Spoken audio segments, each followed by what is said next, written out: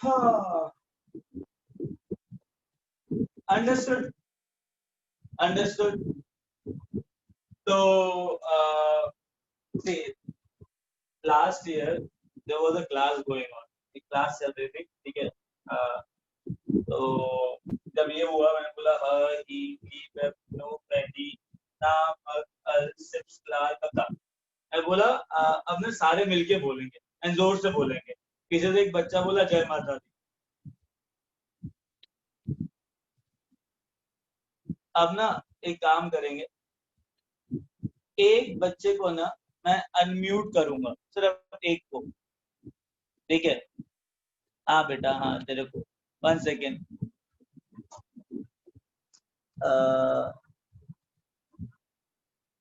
1 second. V011, चलो ठीक है भाई।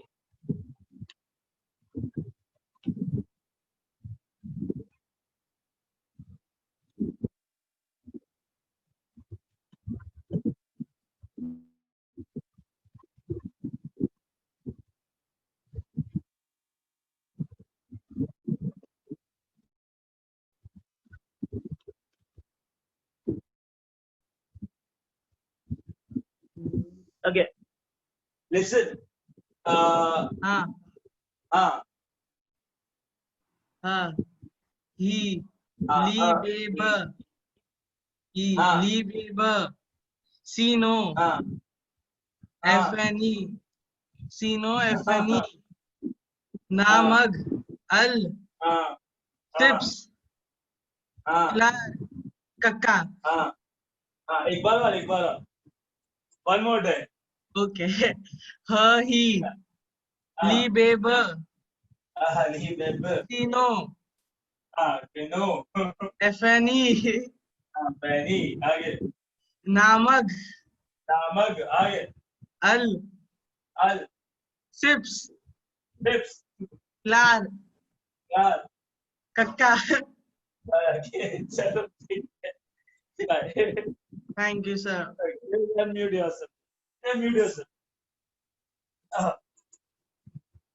Okay, listen.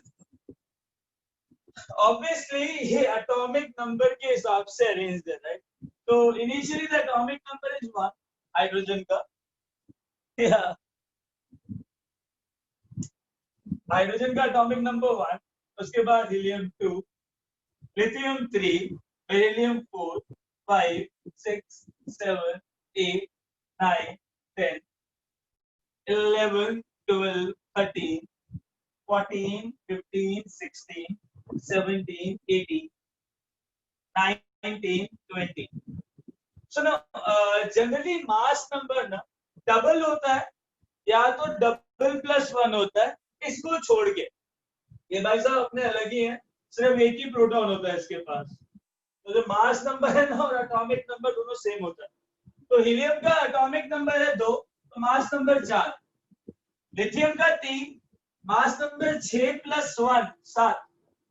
Beryllium 4, mass number 4 plus 1 9। Moron 5, मतलब boron 5, mass number what is that? 5 into 2 plus 1 11। Carbon 6 12 ही सुना है डबल। नाइट्रोजन 14 ही सुना है। ऑक्सीजन 16 है। फ्लोरीन 18 सुना नहीं है तो 19 प्लस 1। Neon 10 obviously 20।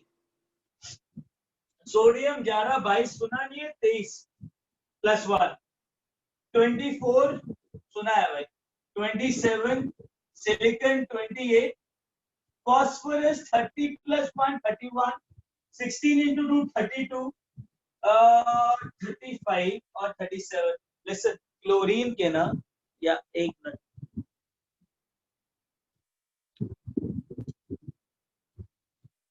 या argon is exception, right, correct. Argon और कैल्शियम ना आइसोबार्स होते हैं। तो कैल्शियम का जो मास नंबर है वो 40 है। आर्गन का भी मास नंबर 40 है। Potassium 19 into 2 38। 38 सुना नहीं है, 39 आएगा। इस तरीके से इसको थोड़ा बहुत याद रखा जाता है। Getting it? उसके बाद there are certain things which you should remember. For example, zinc 65:30, iron 56:26. Getting it? So these things. 1 second. B002. Yeah. Hello sir, actually मुझे हाँ डाउट बेटा, था कि इसमें जो भी मास नंबर है उनका एटॉमिक मास भी सेम ही है? नहीं, एक्चुअली थोड़ा फर्क होता है, क्योंकि जो साइंस टेक्स्ट बुक में जो 10th की साइंस टेक्स्ट बुक में जो एटॉमिक मास दिए थे टेबल में, वो एग्जैक्टली सेम यही नंबर्स है। अच्छा, सुनो, क्लोरीन का मास नंबर क्या होता है, एटॉमिक मास क्या होता है? 35.5। अच्छा, एक बात बता, अगर क्लोरीन का मास 35.5 होता है तो मैं क्या बोलूं, नंबर ऑफ जो न्यूक्लियॉन्स हैं वो 35.5 है, मतलब मैंने एक न्यूट्रॉन लिया, उसको आधा तोड़ दिया ऐसा और उसको आधा रख दिया। पर हम लोग अप्रोक्स अरे आवाज कट रही है बेटा, है ना? अरे आवाज कट रही है। हाँ देख, A and Z is mass number and atomic number, ये याद रखो, ठीक है। मास नंबर मतलब नंबर ऑफ न्यूक्लियॉन्स, ऑब्वियस सी बात है नंबर ऑफ न्यूक्लियॉन्स 35.5 नहीं हो सकता। वो जो पुरानी टेक्स्ट बुक में लिखा हुआ है ना, उसको थोड़ी देर में हम साइड में रखते हैं, ठीक है। हम ये सोचते हैं कि मास नंबर का सिर्फ ये मतलब होता है नंबर ऑफ न्यूक्लियॉन्स, बस। प्रोटॉन और न्यूट्रॉन का मास अलग अलग होता है, पता है ना। न्यूट्रॉन हल्का सा ज्यादा भारी होता है प्रोटॉन से, तो मैं एग्जैक्ट उस नंबर को मास बोलूं, जस्टिफिकेशन नहीं है प्रॉपरली। हाँ, हम बोलते हैं अप्रोक्सीमेटली एक एएमयू के इक्वल है, एक प्रोटॉन का मास और एक न्यूट्रॉन का मास अप्रोक्सीमेटली एक एएमयू के इक्वल है। Getting a point? तब हम बोल देते चलो ठीक है फाइन, जो मास नंबर है वो क्या नाम है, मास है। हाँ समझा। नहीं नहीं नहीं नहीं, getting a point, getting a point.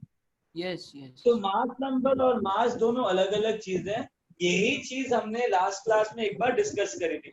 हमने ये डिस्कस किया था कि मास नंबर सिर्फ नंबर होता है और मास मास होता है। हाँ, अप्रोक्सीमेटली इक्वल आ जाता है क्योंकि हम प्रोटॉन और न्यूट्रॉन का मास इक्वल ले लेते हैं एक एएमयू, बट क्या वो एक्चुअली इक्वल है? हाँ, तो सर इसमें इलेक्ट्रॉन का मास काउंट मतलब इलेक्ट्रॉन का कभी देखे नहीं जाता। अरे देखो यार, अगर मेरे पास 1,00,000 रुपए पड़ा है ना, अगर मेरे पास 1,00,000 रुपए पड़ा है ना और मेरे को कोई 1 रुपया दे, तो मैं गिनूंगा नहीं 1 रुपए को। अच्छा, बात समझ में आई?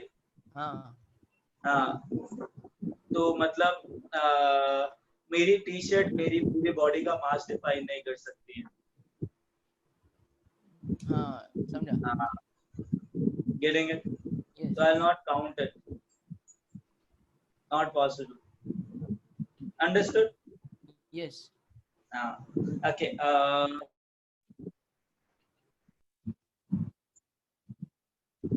एक डाउट आया था मेरे पास अभी, किसने पूछा था, the argon is average of isotope present in nature ना?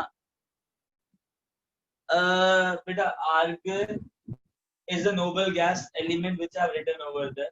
I am not taking any average mass number here. It is average mass. It is mass number, actual mass number.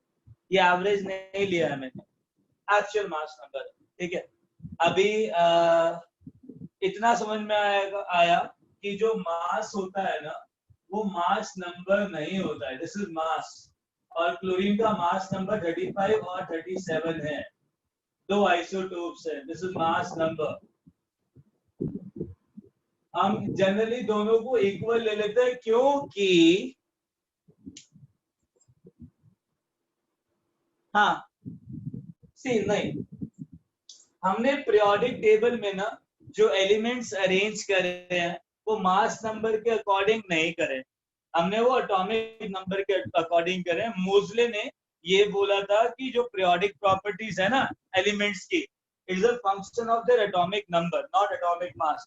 Mendeleev ये बेवकूफी करके चला गया था।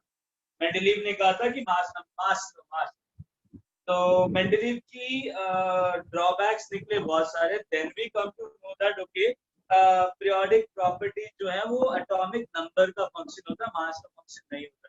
तो हमने क्या किया, सिर्फ एटॉमिक नंबर लिया उसके बाद। तो इसलिए मैंने जो एलिमेंट्स अरेंज करे ना, it is not according to the mass number, it is according to Moseley rocks. चलो ठीक है, let of this now. Okay, so why I gave you these things, so that you should remember these things at least, right? So that we can use them in order to calculate the mass numbers and total number of proton, neutron and electrons right now. So I'll do one thing, so rub this now. हटाऊं मैं इसको, मिटा दूं इसको, yeah.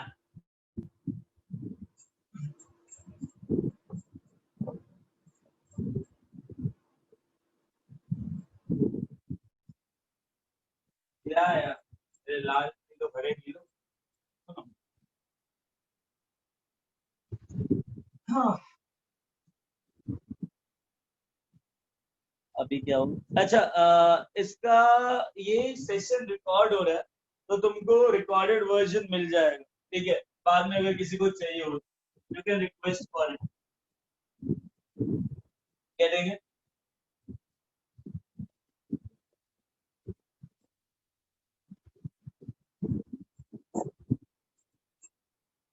हाँ।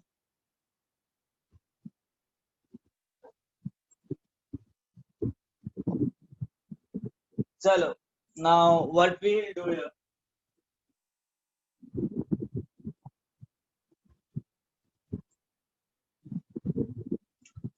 some common terminology you can ask from sir, sir will provide you, right? Yeah, chalo.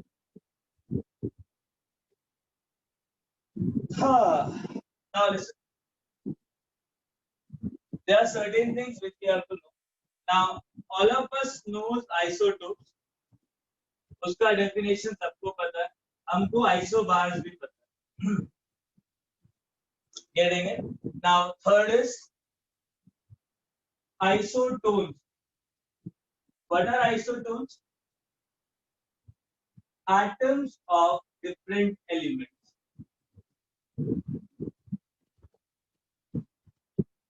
Having same number of neutrons.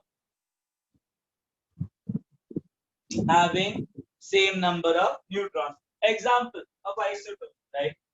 Isotopes का जो examples है वो क्या होगा? ले लो, एल्यूमिनियम ले लो 2713, तो ये है न्यूट्रॉन प्लस प्रोटॉन, ये है प्रोटॉन। या I'll do that.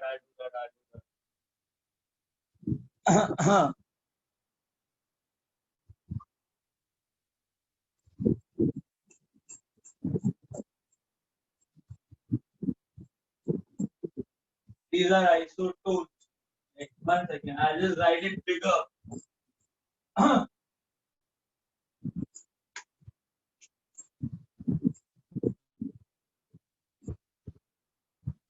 Okay, atoms of different elements.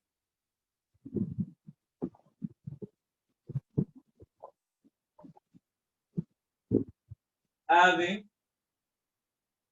same number of neutrons.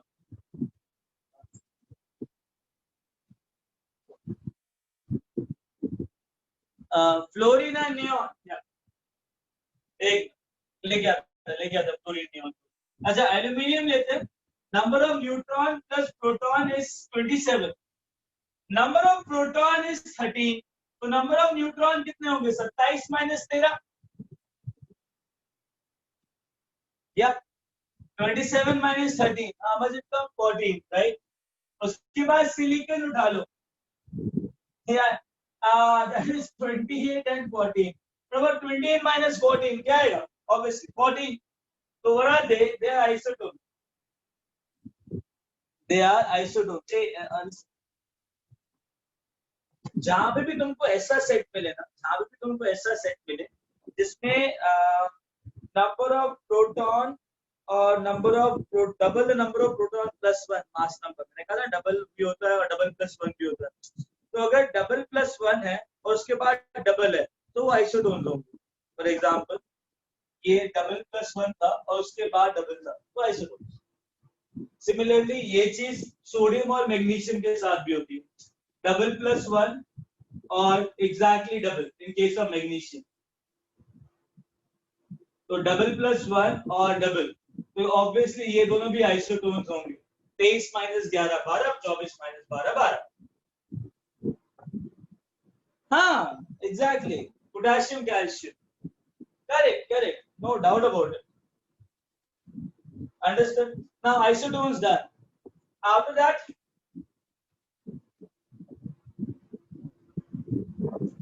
isodiaphers. Isodiaphers. What are isodiaphers? Atoms of different elements having same number of neutron minus proton. Soon low, neutron क्या होता है?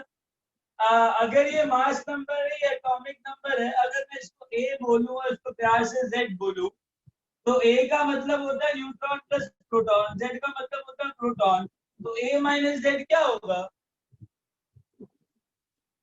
ये neutron plus proton, proton, ए minus Z क्या होगा? हाँ, तो neutron क्या हो जाएगा? ए माइनस जेड। और प्रोटॉन क्या होता है? अरे वो तो ठीक है, प्रोटॉन क्या होता है? हाँ जेड होता है। तो number of neutrons is a minus Z, minus proton is minus Z. तो दो एटम्स जिनका सेम ए माइनस 2z हो, दो एटम्स जिनका सेम ए माइनस 2z हो, getting it, and that is isodiapher, getting it। अब a minus 2z किसका होगा? सिंपल है, सिंपल। देखो जिन जिन का डबल डबल है ना उनको साथ में लिख लो। फॉर एग्जांपल प्रोटॉन्स एंड जो मास नंबर डबल होता है, एग्जांपल ले लो, oxygen 16 8, helium 4 2, carbon 12 6, sulphur 32 16, magnesium 24 12, double है। Yeah, I'll explain it again. Just give me a minute, right?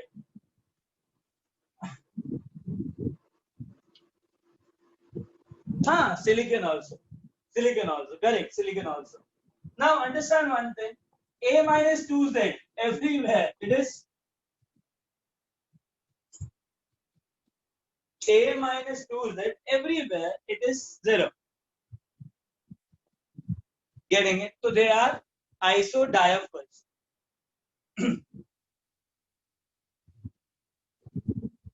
Agree? Now a student asked me to actually summarize it again, right? Hey, nothing, just a terminology. अगर JEE mains और NEET के अंदर आ जाता है कि भैया what are आइसोडायफर्स, तो क्या करोगे? पता होना चाहिए ना क्या होता है, और पता होना चाहिए ना निकालने के, तो वही है आइसोडायफर। अब आइसोटोप्स का क्या एडवांटेज है, आइसोबार्स का क्या एडवांटेज है, पता है ना, जस्ट कॉमन टर्मिनोलॉजी है, तो टर्मिनोलॉजी पता होनी चाहिए। ठीक है, नाउ अंडरस्टैंड। किसी स्टूडेंट ने बोला था इसको दोबारा से एक्सप्लेन कर, जस्ट लिसन। मेरे को पता है कोई भी एलिमेंट है, ये है ए और ये जेड। ए का मतलब होता है number of neutron plus proton, Z का मतलब होता है number of proton. once again okay, but कहीं एप्लीकेशन तो होगा सर। सी जनरली आइसोडायफर्स का ना जो न्यूक्लियर बाइंडिंग फोर्स होता है ना, वो ऑलमोस्ट बहुत अच्छा होता है, मतलब उनका न्यूक्लियस जनरली स्टेबल रहता है। यही एप्लीकेशन है आइसोडायफर्स का।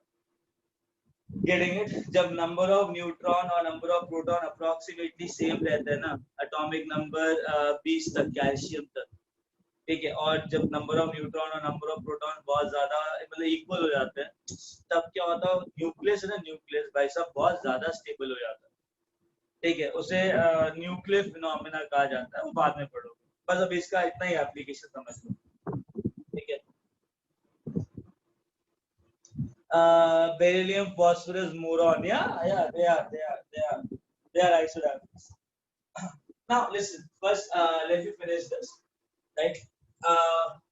So the student asked me, sir, explain it again. So A is nothing but mass number, मतलब होता है number of neutron plus number of protons. Z का मतलब होता है number of protons. मैंने कहा था number of neutrons कितना होगा, तुमने मुझे बोला सर A minus Z.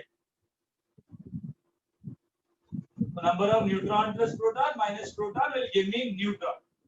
अब मैंने बोला they should have same number of neutron minus proton. तो न्यूट्रॉन तो निकल गया A minus Z, minus proton same होना चाहिए। अब प्रोटॉन क्या होता है Z, तो A minus Z should be same, तो A minus 2Z should be same, ये बोला था मैंने, ठीक है। तो जो भी एटम्स होंगे ना, उनका A minus 2Z सेम है, तो यही होगा। Getting it? बात समझ में आई? तो हाँ,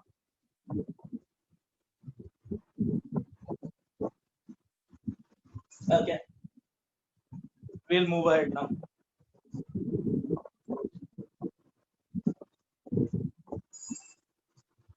Yeah.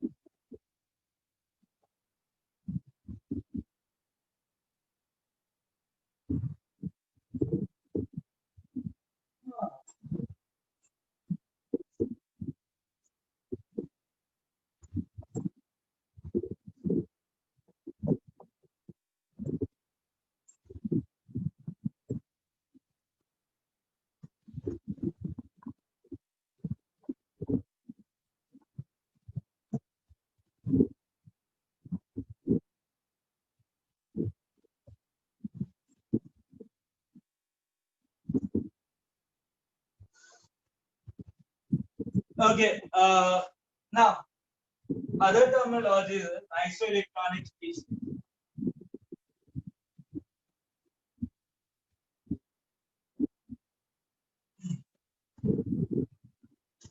आइसोइलेक्ट्रॉनिक स्पीशीज का मतलब होता है atoms slash molecules having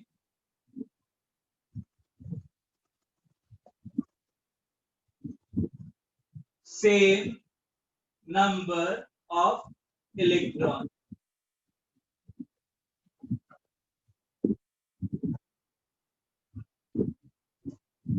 Getting it? अब एक काम कर, नाइट्रोजन से उठाते हैं, nitrogen, oxygen, fluorine, neon, sodium, magnesium, aluminium, Right. So I have taken elements from sodium till aluminium. Right. Atomic number बताओ जल्दी. सोडियम सॉरी इसका नाइट्रोजन सॉरी हाँ नाइट्रोजन से हमने एल्यूमिनियम पे किया तो नाइट्रोजन का एटॉमिक नंबर बताओ. 7 7 8 9 10 11 12 13. तो एटॉमिक नंबर बोले तो प्रोटॉन्स करेक्ट या अच्छा इलेक्ट्रॉन बताओ इलेक्ट्रॉन्स कितने इलेक्ट्रॉन्स न्यूट्रल है ना तो इलेक्ट्रॉन 7 8 9 10 11 12 13 ये फॉर न्यूट्रल एटम करेक्ट.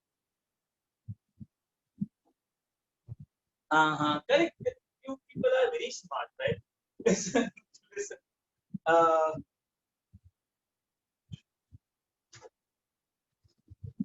मैं एक न्यूट्रल एटम ठीक है. I am neutral. मैंने ना एक इलेक्ट्रॉन एक्सेप्ट किया. when I accepted an electron मेरे पास कुछ चार्ज आएगा. जैसे मैंने एक इलेक्ट्रॉन गेन किया तो मेरे पास कुछ चार्ज आया. ठीक है पहले मैं न्यूट्रल था. हाँ नेगेटिव ऑफ 1. अगर 2 इलेक्ट्रॉन गेन किए तो कितना चार्ज आया -2. अगर 3 इलेक्ट्रॉन गेन किए तो -3. तो मतलब जितने इलेक्ट्रॉन मैं गेन कर रहा हूँ उतना मेरे ऊपर नेगेटिव चार्ज आ रहा है. Point to be clear right. और अगर मैं इलेक्ट्रॉन लूज कर रहा हूँ तो मेरे पास कौन सा चार्ज आएगा. अगर मैं इलेक्ट्रॉन लूज कर रहा हूँ पॉजिटिव राइट. अगर सपोज करो मैंने 4 इलेक्ट्रॉन लूज करे तो मेरे पास कौन सा चार्ज आया. ठीक है पॉजिटिव आ रहा है. +4 very good. Okay listen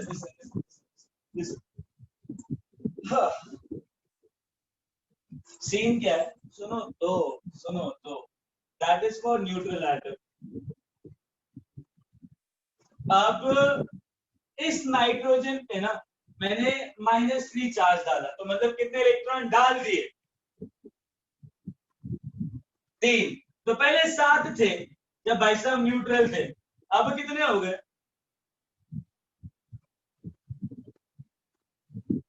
very good 10.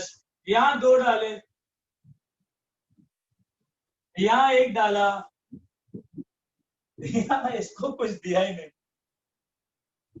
Right. यहाँ पे 1 निकाल दिया तो कितना आया. एक निकाल दिया कितना आया 11 में से 1 निकाला 10. यहाँ पे 2 निकाले यहाँ पे 3 निकाले. तो इन सबके पास ना नंबर ऑफ इलेक्ट्रॉन सेम है. या एग्जैक्टली सारे स्मार्ट उधर. या correct 10 only. Just tell me everything everywhere no the electron is same. So these molecules or these atoms or these ions are actually known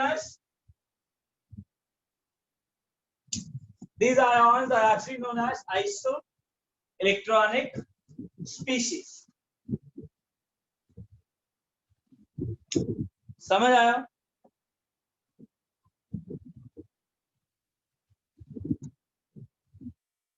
yes अभी ना सुनो बताओ किस किस के अंदर कॉमन सेंस है.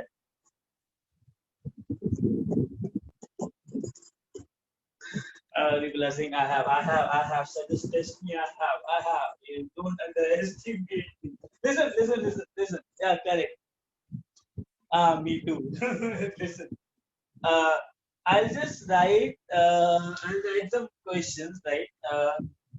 You listen. The student who will give me answer after writing a question, no, if I'm getting the answer in 5 seconds, like I'll assume that you do have some awesome common sense, right? Seriously, no, not kidding. Okay, I'll write a question and I'll ask you whether they are like isoelectronic species or not, or among them, which of them are isoelectronic species. Correct? So deal. We'll have a deal. 10-second time after that, right? Listen. Question, right? Question. among the following species, which of them are isoelectronic? Okay, I'll just write it down. A, pair, right? CO3 2 minus, NO3 minus. B, SO4 2 minus, PO4 3 minus. C, SO2, SO3. D, that ClO4 minus and PO4 3 minus. You have only 10 seconds from now onwards. Just apply your brain and give me the answer. A, B, D. Very good. Who is this? Who is this? Who is this?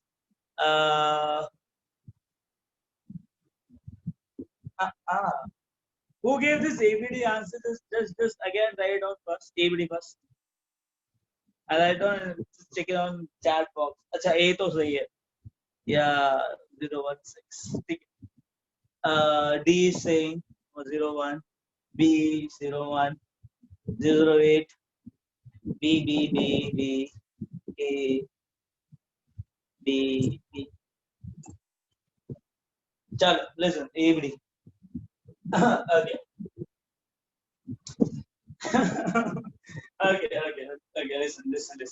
You do have common sense. I'm very happy about certain people here. Right? This. Yeah, ABD. Correct. So you buffoons do have brain, right? You have common sense. Yeah, you have common. No doubt about it. Okay. Now listen. Yeah. Now listen. How we will approach that? Just listen to it. O3 is same. So the difference which will be created by carbon and nitrogen, right? Carbon and nitrogen. So nitrogen is having one electron extra. So -1 and -2. The number of electrons become same. You understood that? Carbon has one electron less than nitrogen. Right. So I'm adding one electron extra as compared to N minus. So number of electrons become same. Already this electrons are already same. N minus electron is same as C2 minus isoelectronic. O4 is already same. SIPs. Remember, SIPs. Now number of electrons 15, 16. Phosphorus with 3 minus. I added 3 electrons, 18. Sulfur I added 2 electrons, 18. So yeah, number of electrons in sulfur and phosphorus become same. It cannot be. Useless. Now phosphorus fluorine. I just write fluorine, 17 electrons. Now I added 1 electron over that, 18. So P3 minus is same as HCl minus. O4 is same. So it's fine. They are actually electrons. Understood? That was a common sense which we have applied over here. Shall we move ahead?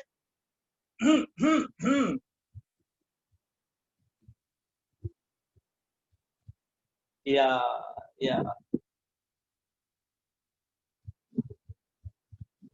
Now, sir, what are isostates? I'll come to that point right now.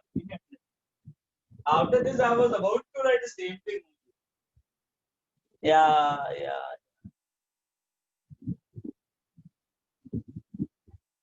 Okay. I want to write the same thing. कि isostates क्या होते हैं? तो मैं बताता हूँ.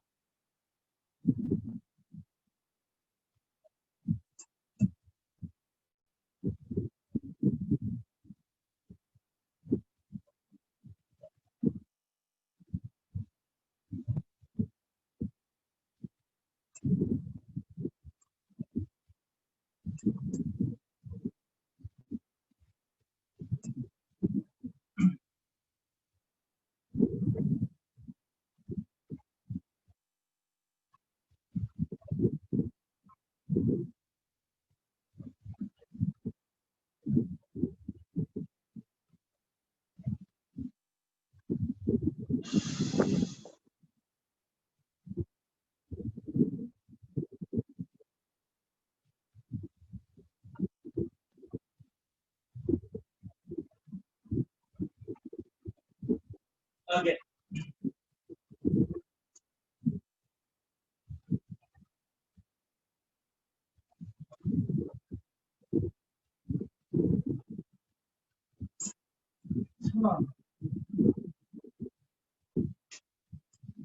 I have isostere. Isosteres are isoelectronic species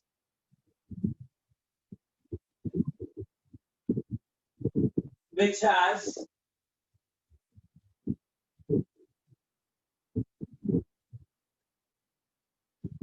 same number of atoms also.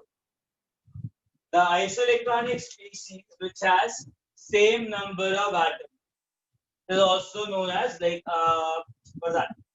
Isostere. Okay. Now understand.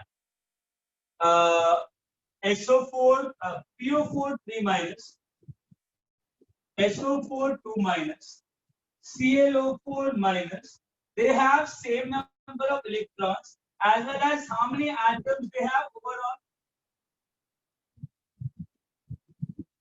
So the species which has same number of atoms as well as same number of electrons, they are isostere. For example, one more we will take. Just now we have done, no? Carbonate or like nitrate. Again, the number of atoms here will be like this. Getting it? So they have same number of electrons as well as same number of interrelated. Listen. Generally, all the isosteres which will have same number of atoms and same number of electrons have same shape also. Getting it? They're if they have same shape, exactly same shape, they are also known as isostructural. Is it necessary that isosteres should have? One second. Should have.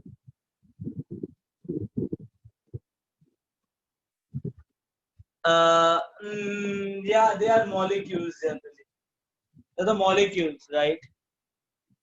It's not necessary. The definition never says that it's necessary. It's something like that. It should have same number of atoms and same number of electrons. That is the only definition of isostates. Okay. I'll give you one more example of it. Okay. So let's say we will be having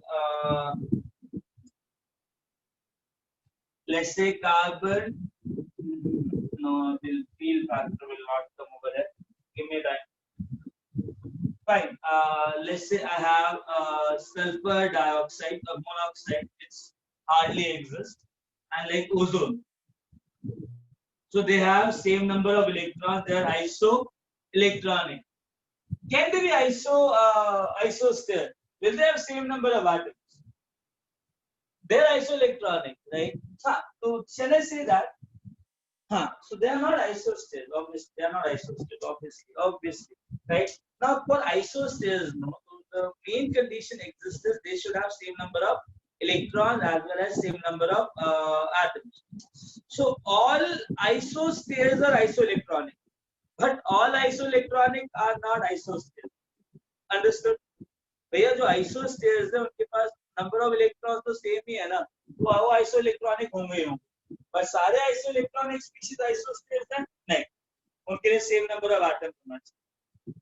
Understood? Say yes. Yeah, great. One second. Some person is there asking a doubt. If a neutral atom has same number of electron and proton which neutralizes each other, then why do the atom lose or gain electron? Okay.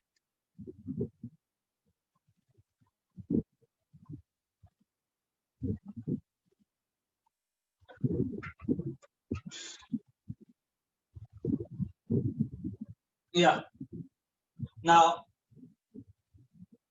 a question is being asked from me. एक कोई बच्चे ने question पूछा कि अगर एक atom के पास electron और प्रोटॉन सेम है, ठीक है, मतलब जितना पॉजिटिव चार्ज है उतना ही नेगेटिव चार्ज है, ठीक है,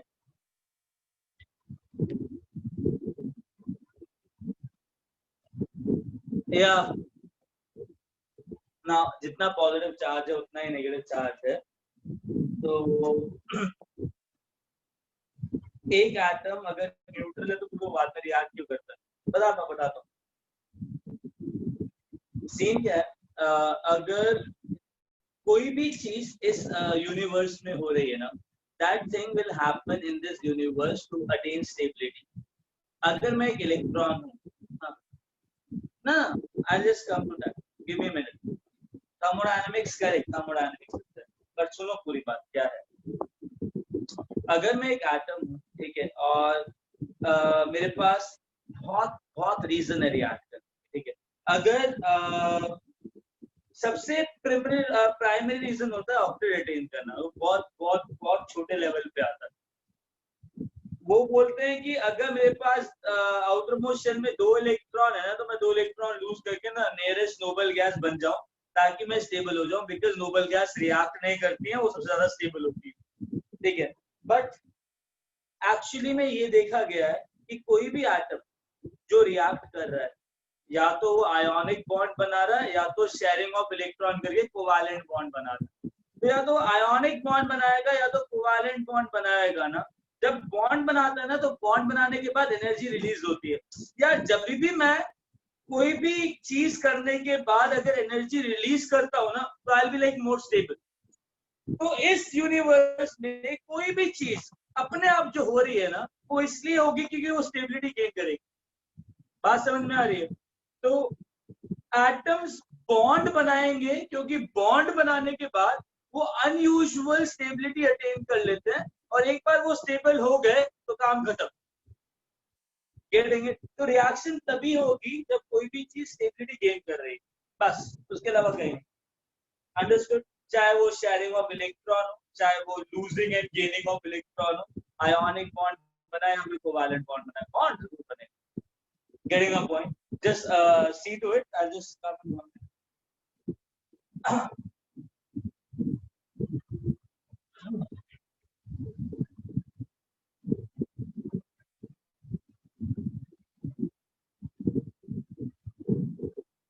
Okay.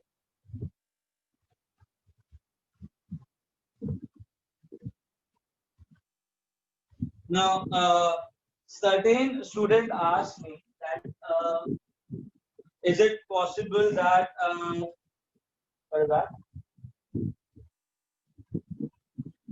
Isosceles, हाँ sorry, देख लेता हूँ। सर ऑक्टेट रूल के बहुत सारे लिमिटेशन है। हाँ, मैं तभी तो कहा ना कि ऑक्टेट रूल बहुत ही ज्यादा प्राइमरी लेवल पे गिना जाता है, बट अल्टीमेट चीज इज स्टेबिलिटी, ठीक है। एक बच्चे ने पूछा कि सर N-3O2- आइसोस्टेयर है क्या? मैंने क्या बोला, आइसोस्टेयर्स का जो डेफिनेशन है ना, that is valid for molecules, not for atoms और ions, not for a single atom species. We will call it as isoelectronic species. Getting it? So they are isoelectronic species, but isosterics is generally used for molecules, right? हाँ, अभी हटाओ, एक minute ना, doubt पूछा जा रहा है।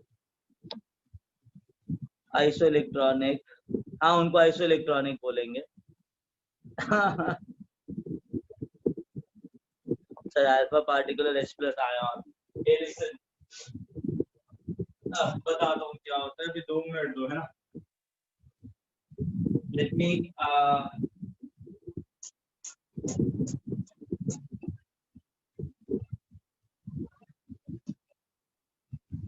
Alpha particular H plus ion के अंदर नंबर ऑफ इलेक्ट्रॉन 0 ही होंगे ना, तो दैट आइसोइलेक्ट्रॉनिक।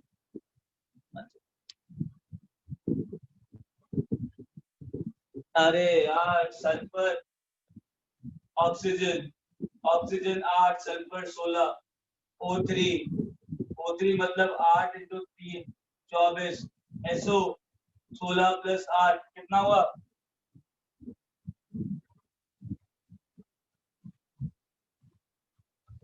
ऑक्सीजन के पास 8 इलेक्ट्रॉन, तो O3 हो गया 8 इंटू 3 24 SO 16 प्लस 8 अगेन 24 तो आइसोइलेक्ट्रॉनिक हुआ ना।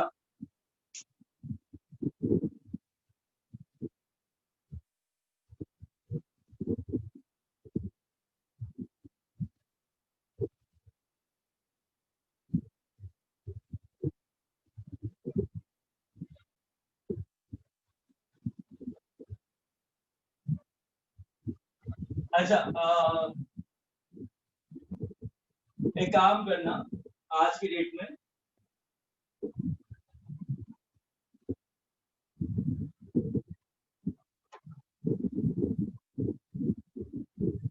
कुछ मॉलिक्यूल्स लिख रहा हूँ, उसका ना वो बता क्या नाम है, number of electron protons and neutron, ठीक है सबका, राइट। तो let's say I have CH4 NH4 plus NO3 minus CO3 2 minus C6H12O6 CH3COOH, that is vinegar, right? Formic acid you take HCOOH. Again, hydrazine NH2 NH2. Urea NH2 C double bond O NH2, that is urea. इसको NH2CO NH2 लिखा जाता है, ठीक है। And carbonate हो गया, sulphate you take, right, as well as like glucose C12 sucrose C12 H22 O11, that is sucrose. This is glucose, getting it. And let's say I have another molecule here, fine, H2SO4 sulfuric acid, right? I can have H3PO4 phosphoric acid. I have H3PO3 phosphorus acid. SH, huh? Once again, H3PO2. Right? I can have H2S. I can have phosphate. तो ना इन सारे molecules का तुमको ना number of neutron, number of proton और number of electron calculate करना, ठीक है। ये होमवर्क है, ये सर को सबमिट कर देना, ठीक है, आज के आज।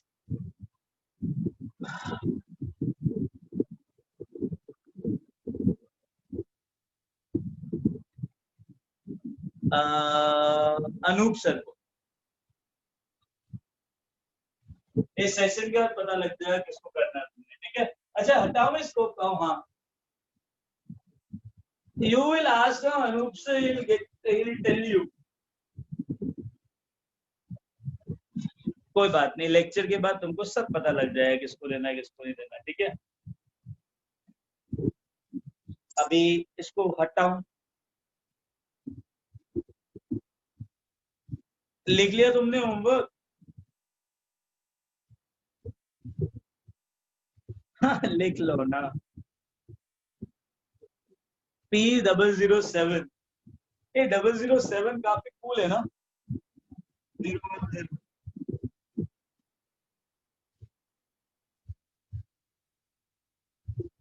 okay.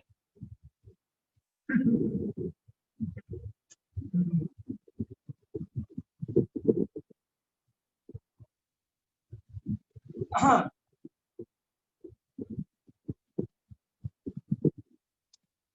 yeah, we have to what is the word next to C12 H22 O11? Sucrose, chini, cane sugar, sucrose,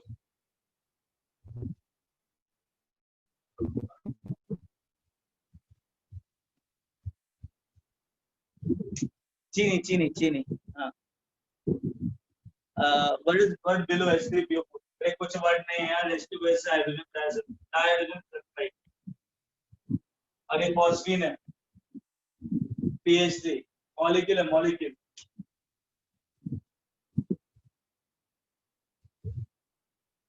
number of electrons, protons and neutrons.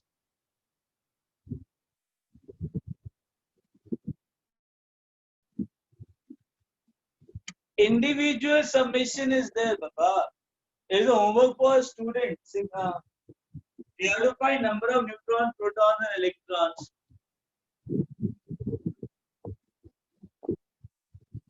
It is NH2 hydrazine. जिसको N2H4 लिख सकते हो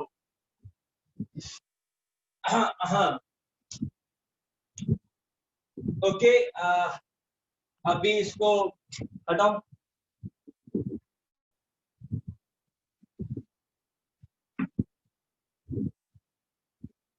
एक एक करके बताओ क्या बताऊं भाई एक एक करके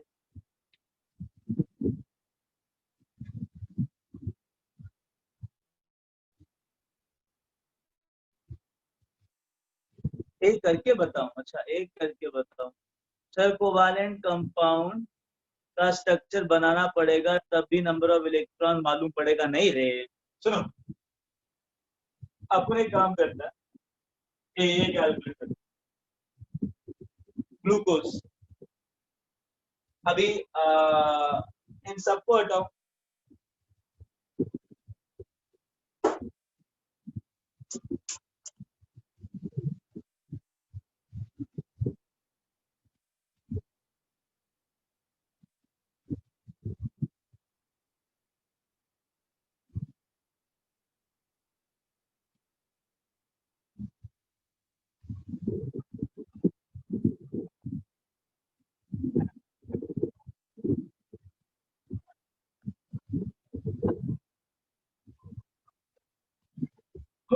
सुनो मेरे पास है ग्लूकोज C6H12O6 एक काम और करते हैं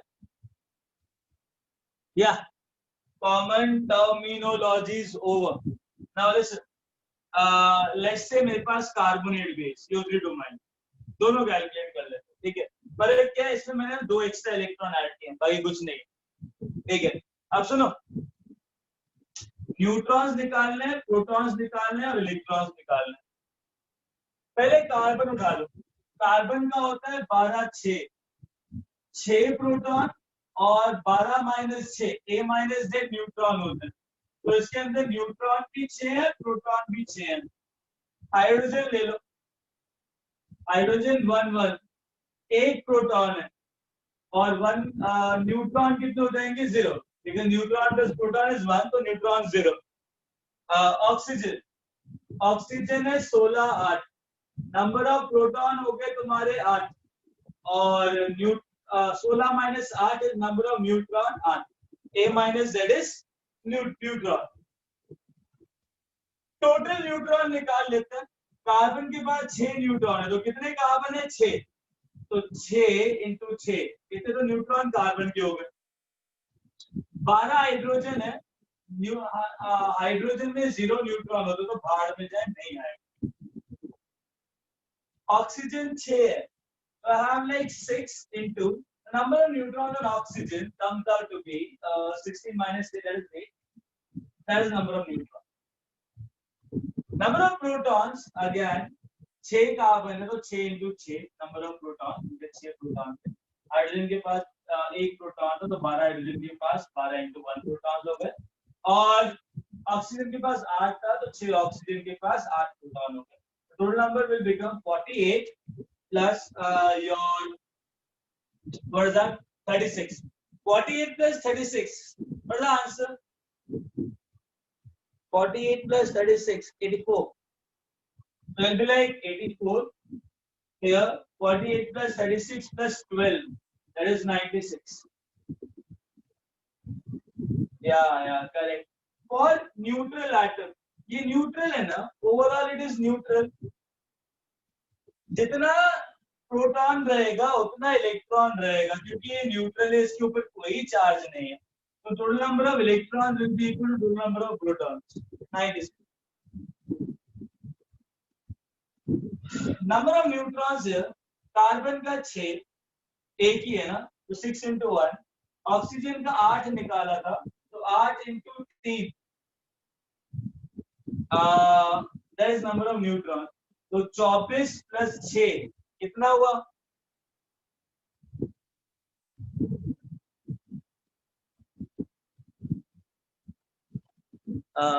One second. Some student asked out here, sir, I didn't understood when we get recording कि मैंने नंबर ऑफ इलेक्ट्रॉन्स कैसे फाइंड किया। ओके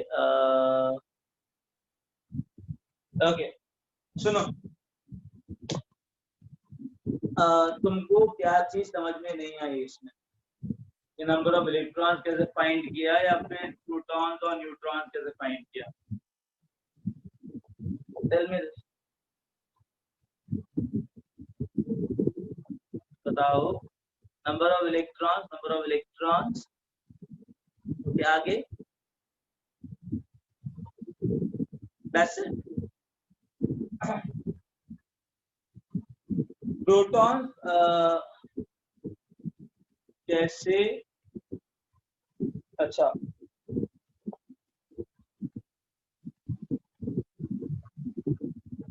हाँ चलो सब बता।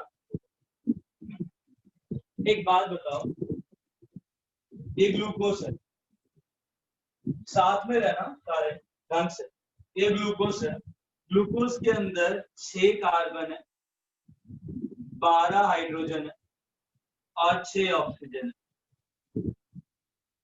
मैंने पहले कार्बन लिया, कार्बन का सिंबल होता है 12 और 6, गेटिंग है? तो मुझे पता है ये एटॉमिक नंबर है, ये मास नंबर है और ये एटॉमिक नंबर है। तो कार्बन में जितना एटॉमिक नंबर होता है उतना प्रोटॉन होता है, तो प्रोटॉन 6 हो गया। न्यूट्रॉन क्या होता है?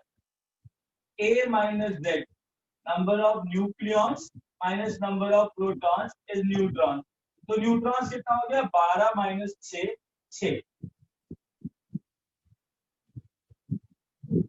ये देंगे। उसके बाद हाइड्रोजन, हाइड्रोजन होगा H11। तो मास नंबर भी 1 और एटॉमिक नंबर भी 1। सबसे पहले एटॉमिक नंबर, तो प्रोटॉन 1 हो गया। इसमें क्या हो गया? A minus Z is number of neutron. तो नंबर ऑफ न्यूट्रॉन्स कितना हो गया? 1 माइनस 1 0। मैंने लिखा न्यूट्रॉन 0, ठीक है। और उसके बाद ऑक्सीजन है 16 8। ना ऑक्सीजन में नंबर ऑफ प्रोटॉन कितने हैं? 8, बिकॉज Z 8 है। और न्यूट्रॉन्स कैसे कैलकुलेट करते हैं? A minus Z, 16 minus 8 8। तो अभी तक मैंने प्रोटॉन्स और न्यूट्रॉन्स इंडिविजुअली कैलकुलेट कर ली, ठीक है। अब पूरे मॉलिक्यूल में ना, पूरे मॉलिक्यूल में 6 कार्बन है। तो न्यूट्रॉन्स कितने कार्बन की गिनूंगा? 6 के। तो एक कार्बन के पास 6 न्यूट्रॉन थे, तो 6 कार्बन के पास कितने होंगे? 6 कार्बन के पास 6 न्यूट्रॉन, तो 6 into 6 number of neutron of carbon. एक मॉलिक्यूल के पास 12 हाइड्रोजन है, एक हाइड्रोजन में कितने न्यूट्रॉन? 0। तो 12 हाइड्रोजन में कितने न्यूट्रॉन? तो 12 into 0। 6 ऑक्सीजन है एक ग्लूकोज में, तो एक ऑक्सीजन में 8 न्यूट्रॉन, तो 6 ऑक्सीजन में 6 into 8 न्यूट्रॉन। ऐड किया सबको 80, ठीक है। उसके बाद हमने दिमाग लगाया प्रोटॉन्स के। तो कार्बन कितने थे? 6। एक कार्बन के पास एटॉमिक नंबर 6 है, तो प्रोटॉन कितने हुए? 6। तो 6 कार्बन के पास कितने प्रोटॉन हुए? 6 into 6। एक मॉलिक्यूल में 12 हाइड्रोजन है, एक हाइड्रोजन के पास 1 प्रोटॉन, 12 के पास 12 into 1। एक मॉलिक्यूल में 6 ऑक्सीजन है, एक ऑक्सीजन के पास 8 प्रोटॉन, तो 6 के पास 6 इंटू ऐड किया प्रोटॉन, ठीक है। हाँ, अब मैंने क्या बोला था, एज अ मॉलिक्यूल उठा लो, ठीक है। नाउ अगर मैं न्यूट्रल हूं तो मेरे पास जितने इलेक्ट्रॉन्स होंगे उतने ही प्रोटॉन्स होंगे। अगर मैं न्यूट्रल हूं, अगर मैंने एक इलेक्ट्रॉन लूज किया तो तुमने बोला था पॉजिटिव चार्ज आएगा, और अगर मैंने एक इलेक्ट्रॉन गेन किया तो तुमने कहा नेगेटिव चार्ज आएगा। जितने इलेक्ट्रॉन लूज करूंगा उतना पॉजिटिव चार्ज आएगा, जितने इलेक्ट्रॉन गेन करूंगा उतना नेगेटिव चार्ज आएगा। और अगर प्रोटॉन्स इलेक्ट्रॉन सेम होते हैं तो न्यूट्रल। ग्लूकोज के ऊपर कोई चार्ज दिख रहा है तुमको? कोई चार्ज है क्या ऊपर?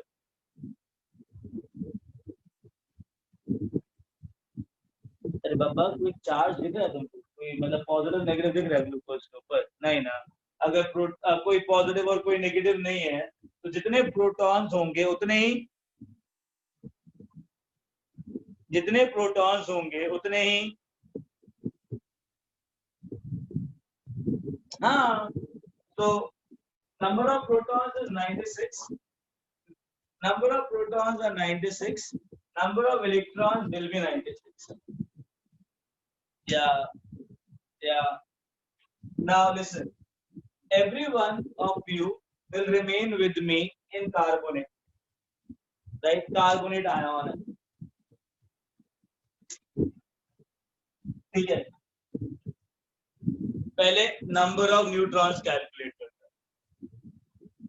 तो मुझे बताओ, कार्बोनेट के अंदर ना एक मॉलिक्यूल में एक कार्बन, एक मॉलिक्यूल में एक कार्बन, एक कार्बन के पास कितने न्यूट्रॉन, कार्बन के पास कितने न्यूट्रॉन होते हैं? 6। तो एक कार्बन के पास कितने हो गए? 1 × 6। ऑक्सीजन के पास कितने न्यूट्रॉन्स हैं? 8। कितने ऑक्सीजन है? 3। तो टोटल कितने हुए? 3 × 8, yeah, 24। 24 plus 6, overall number of neutrons came to be 30. Correct, very smart. Protons, yeah, correct, 100% correct। Protons पे आते हैं ना। कार्बन के पास, एक कार्बन के पास कितने प्रोटॉन? 6। तो 1 × 6, एक ही कार्बन है। और ऑक्सीजन के पास कितने प्रोटॉन्स होते हैं? 8। एटॉमिक नंबर 8 है सर, वेरी गुड। तो 30, वेरी गुड। इलेक्ट्रॉन, सुनो, जितने प्रोटॉन्स होंगे उतने तो इलेक्ट्रॉन्स होंगे ही होंगे, ठीक है। अब चेक करना है पॉजिटिव चार्ज है कि नेगेटिव चार्ज, ठीक है। सुनो, इसके ऊपर कितना चार्ज है ओवरऑल? 2। तो कितने इलेक्ट्रॉन एक्स्ट्रा ऐड किए अपार्ट फ्रॉम प्रोटॉन? 2। तो प्रोटॉन 30 थे, तो 30 में 2 इलेक्ट्रॉन और ऐड किए, तब जाके 2 माइनस आया and total number of electron 30। हाँ।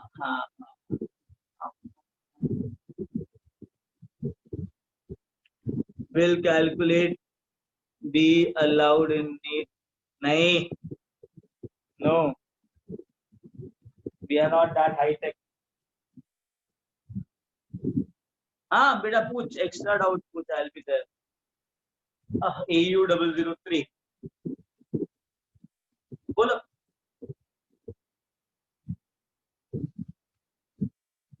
अरे हाँ, कार्बोनेट का स्ट्रक्चर कैसे बनेगा? अरे यार, केमिकल बॉन्डिंग है, 4th chapter of your 11th class.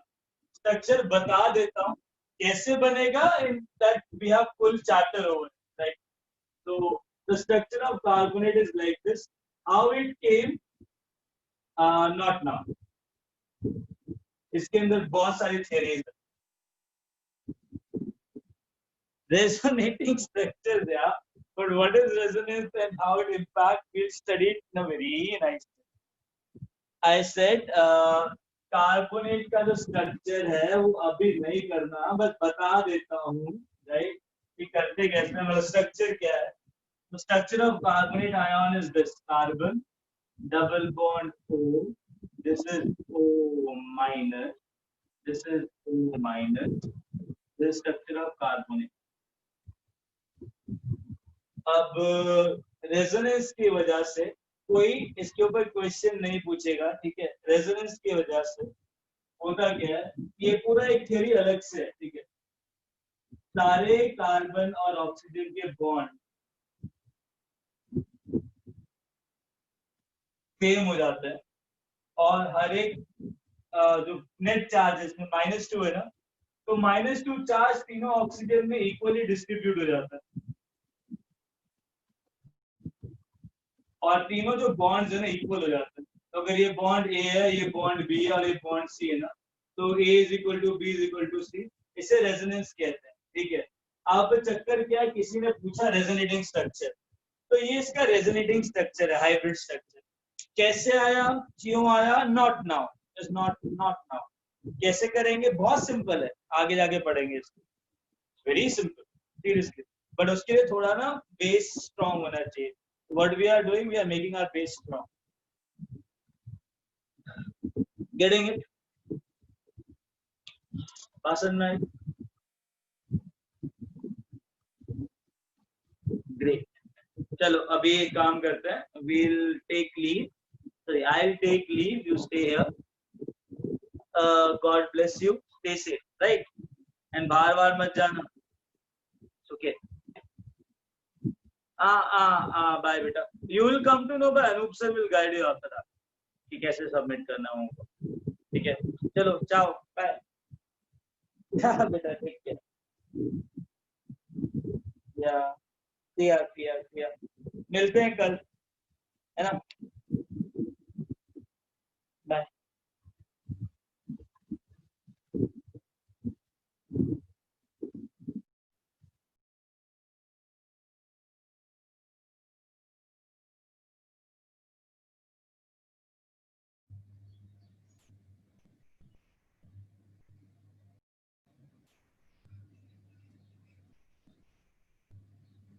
Okay all students, Guru sir ने कहा था कि तुम्हें असाइनमेंट दिया है जो कि सबमिट करना है, राइट?